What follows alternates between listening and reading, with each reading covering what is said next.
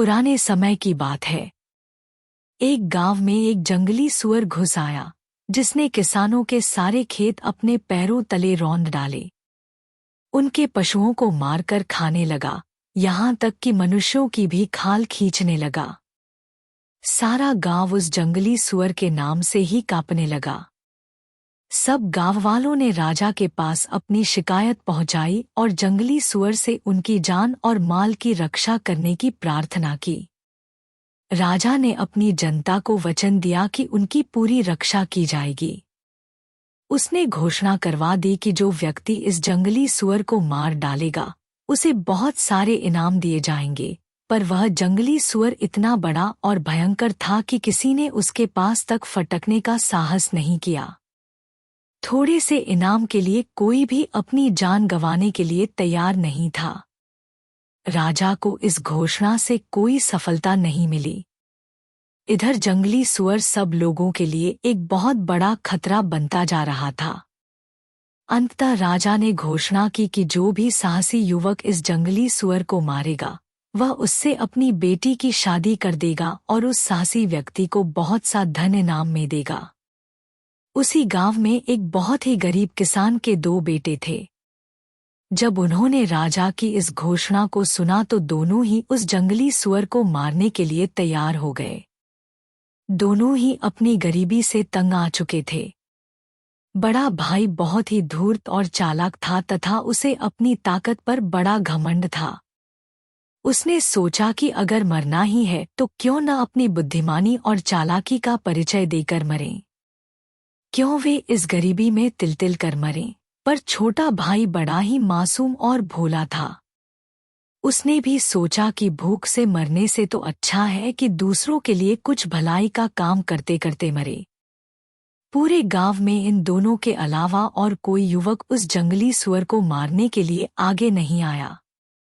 अगले दिन दोनों भाई राजदरबार में पहुंचे और राजा को उस जंगली सुअर को मारने की बात कही। राजा ने उन दोनों भाइयों को 2 अलग-अलग दिशाओं में जाने की सलाह दी ताकि वे उसे आसानी से पकड़ सकें। दोनों भाई 2 अलग-अलग दिशा से जंगल की ओर चल पड़े, जिसमें उस जंगली सुअर की मांग थी। अगली सुबह जब छोटा भाई एक ओर से उस जंगल में घुसा तो उसे एक बौना आदमी मिला। उसके हाथ में काले रंग का एक भाला था। बौना उस छोटे भाई के पास आया और बोला, तू बहुत मासूम और भोला है। तुझमें स्वार्थ नहीं है। तू दूसरों की भलाई के लिए मरने को भी तैयार हो गया। इसलिए मैं तुझे यह भाला देता हूँ।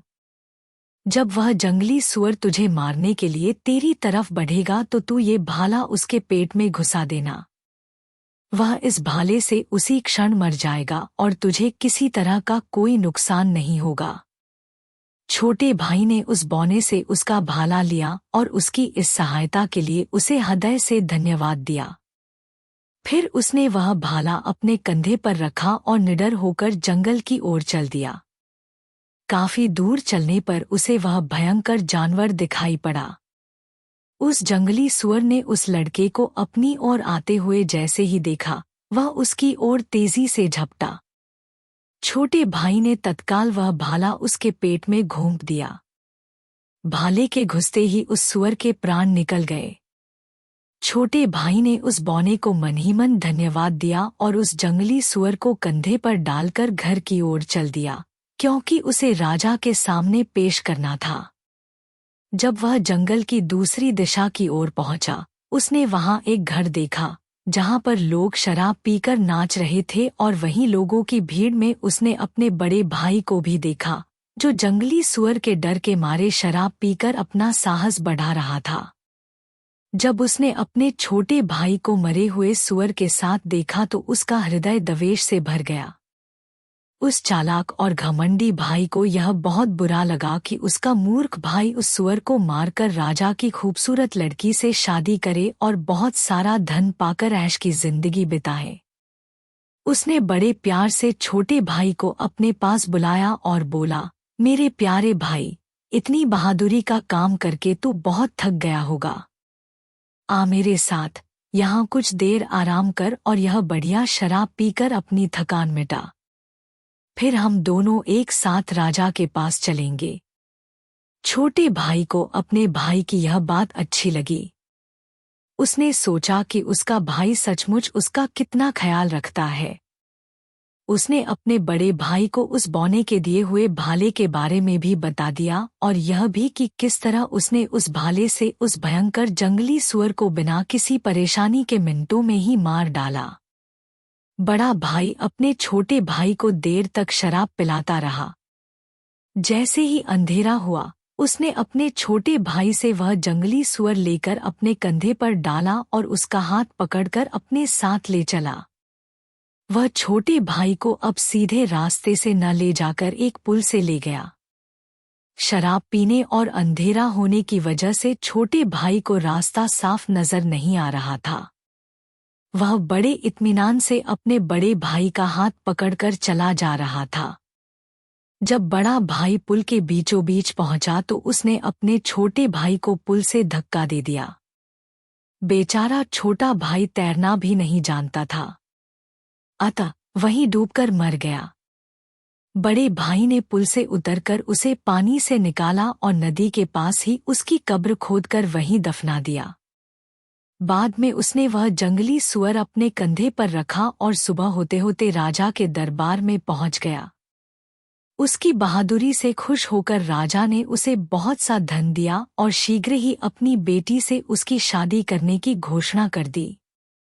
जब कई दिनों तक छोटा भाई वापस नहीं आया तो उसके माँ बाप ने तथा गांव के अन्य आदमियों ने उस छोटे भाई के बारे में पूछना शुरू कर दिया। बड़ा भाई सभी से कहता, कहीं उसे उस जंगली सुअर ने मेरे मारने से पहले ही खत्म तो नहीं कर दिया था। अगर वह जिंदा होता तो अब तक जरूर वापस आ जाता। सब लोगों को विश्वास हो गया कि उस छोटे भाई को जरूर उस सुअर ने मार डाला होगा, मगर भगवान की नजरों से तो कुछ नहीं छुप सकता।